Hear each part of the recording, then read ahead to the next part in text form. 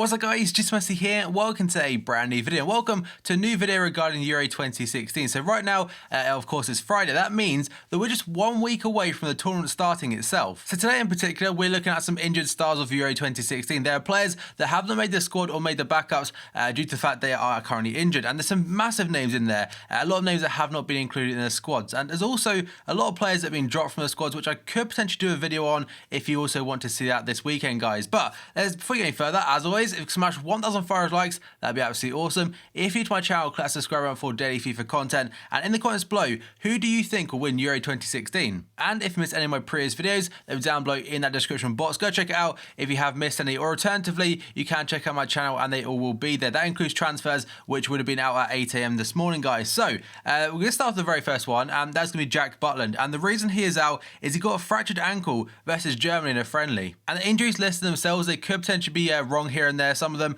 but most of them I'm pretty sure like 99.9% correct. So like I said, fractured ankle for Jack Butland, which is absolutely horrible because I'm pretty damn certain he'd have been one of the 3 goalkeepers for England at the Euros this summer. I'm assuming he will be back before the start of next season. Now, he's got a long time between now and then. I think he's kind of working on his fitness already, getting back to it. So Jack Butland, it's a massive miss for England really, because if Joe Hart gets injured, we have got Fraser Forster to rely on, and also Tom Heaton, but Butland would have been a very nice option. Now we go on to Laporta this time, the youngster from Athletic Bilbao, and this guy, I know he's highly rated, and apparently he actually done a really bad one, a serious leg injury, which is a broken leg and a desiccated ankle. You probably also noticed the red, white and blue card design. That is the Euro 2016 Iron Man match one from the web app, if I'm correct, and it looks pretty damn nice. I imagine that looks sick in game. But back on to Laporte, so like I said, it's a horrific injury, essentially a double leg break, and he done this for the under 21s, so I'm not sure, would he have got in the actual 23-man squad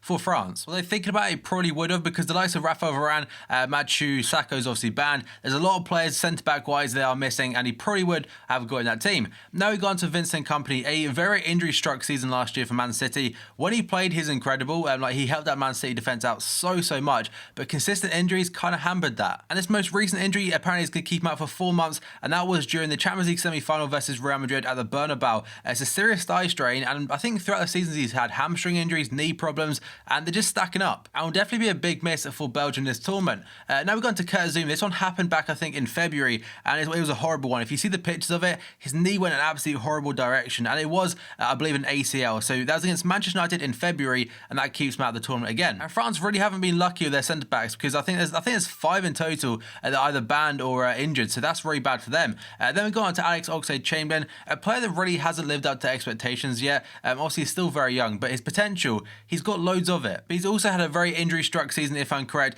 He actually got a fresh injury since his last one suffered. So he was initially back in training for a couple of days, and then he got re-injured. And apparently his last appearance was against Barcelona back in February. And Arsene Wenger a couple of weeks ago said 6 to 8 weeks, and he will be back. So he will miss the tournament itself, but will be back at the start of the season and the beginning of pre-season for Arsenal, which is kind of good news for them. Then we got to Marco Verratti, a player that Italy will massively miss him. He's key in that PSG midfield, and he's actually got a groin injury now. He's had surgery on it, as apparently it was a persistent problem, because they agreed with the club and the country, Italy and PSG agreed for him to have that surgery, because I think, like I said, 4 months, it's going to keep him out of potentially the start of next season as well. And that is not the only big centre midfielder they're missing this tournament. We've gone to the other one, which is Claudio Marchisio. He is also, he's done an ACL this time. That was against Palermo in April. That's a huge one, because Verratti and Marchisio, that's essentially like a spine of a team. And it seems there's a couple of countries that have been extremely unlucky with their injury circumstances. Now we go on to Denis Cheryshev, the Russian this time, owned by Real Madrid, sent out on loan to Valencia,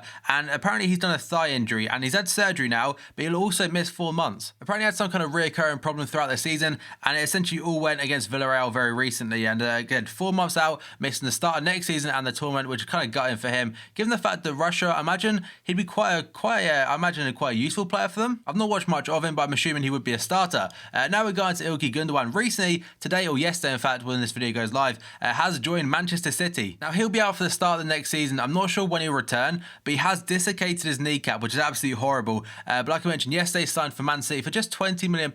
That's quite a cool one for BPL stuff. But Ilkay Gundogan will be missing in that Germany midfield. And a bit like Vincent Kompany, he had a very good season when he played, but he was also injured a hell of a lot for Dortmund.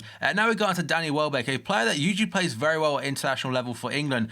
He also done cartilage damage against Man City not long ago, and he'll be out for 9 months. And it says significant cartilage damage, so it's absolutely horrible. I'm not sure if that's ACL related or not, but still a horrific one for him. Again, he would have been a quite useful asset for England at the Euros. And finally in the starting 11, we've got Marco Reus. Everyone was surprised he was left out of the squad because apparently it's not a massive injury, but it's big enough to keep him out. It's absolutely gutting for him because he was out of the World Cup when they won it 2 years ago, and now will miss the one in France this year. But it's a groin injury apparently, and an injury concern. The manager, apparently he would have taken him, but is concerned that he wouldn't be fit enough to play every single game. And this actually happened during the training camp, not during a game, during an actual training camp like session kind of thing. So that's gutting for him, and it sucks a little bit because I really want to see him this summer. And now we're going to go into subs and reserves, and there are 4 players, I believe, or 5 players I've missed out in the starting 11 because they have got injured since I made this squad, and there's not enough room to put them in, but they will be covered in a moment. So first up, we've got Rob Elliott, the Irish goalkeeper this time of Newcastle. He is out of an ACL, and he done that versus Slovakia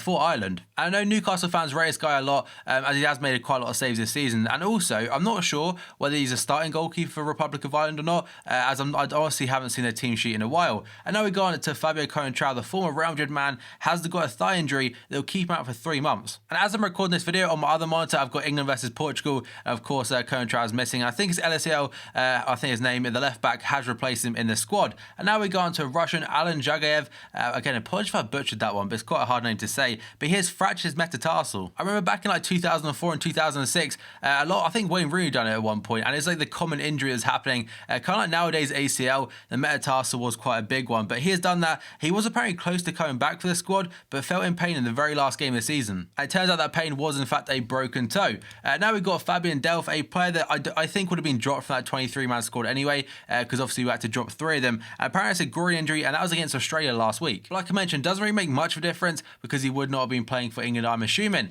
Now we've got Luke Shaw, a player that I think this one would make a difference because I think he would be starting 100% if he was fit. But he done this injury back in September, and he done a double fractured leg against PSV. I worded that completely wrong. He didn't do it. Someone done it to him horrifically against PSV Eindhoven in the Champions League. It's disgusting to see, and like I mentioned, double leg fracture, that's horrible. But hopefully for him, he will be returning for the start of the new season. Now we go on to Danny Carvajal. This one was really unfortunate for him. It's kind of bittersweet because it happened during the Champions League final that they won. Apparently the muscles in his hip are struggling, and again it was against Atletico Madrid in the final, and he's actually been replaced by Hector Bellerin, who started the other day, and I believe he got an assist on his debut, or something like that, because Bellerin wasn't in the squad initially. Carvajal got injured, Bellerin's in, and he's kind of making a little bit of an impact already. Now we got on to Rafael Varane, another Real Madrid player this time, and he's got a thigh strain, and this was during training for the final. And it's another big one for France because they've got Zumrel, they've got 2 more coming up with Varane, and also Mamadou Sakho, like I mentioned, being banned, and Laporte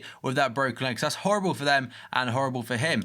Now we got on to Nicolas Lombard, a Belgian this time. I think he plays centre back and left back for the national team, but he is out as well. This is a thigh injury, and he will be back mid-June, which will be during the tournament, but apparently they've left him out completely, and they replaced him with Cabaselli from the Belgian league. Now we've gone to Jerry Mathieu, another French centre back this time. He is out this time though with a calf. Apparently it's a meniscus tear. I'm not sure that is obviously calf, and he's expected only to miss the Cameroon friendly, but apparently now it's uncertain, and he's replaced by Umtiti. I thought I'd put one of the Welsh ones in there because they have got 3 injuries, and this one is going to be Tom Bradshaw of Walsall, is that? And he's got a calf injury, and that was during training.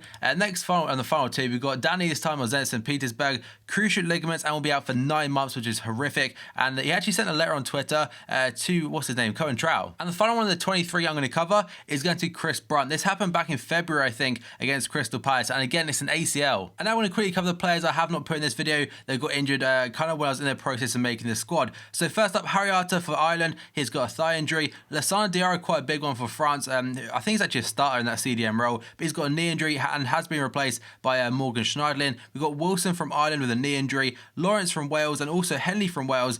Lawrence has got ankle ligaments, and Henley apparently is unknown. And apologies if I have missed any players that are quite big, but I think I've covered every single one that is pretty much notable, guys. So as always, smash 1,400 likes if you enjoy this video. That'd be absolutely awesome. If you're to my channel, class subscribe button for daily FIFA content. In the comments below, let me know who you think will win Euro 2016, and if you missed any of my previous videos, they will down below in that description box or on my channel, guys. So thank you for watching this video, and I'll see you next time.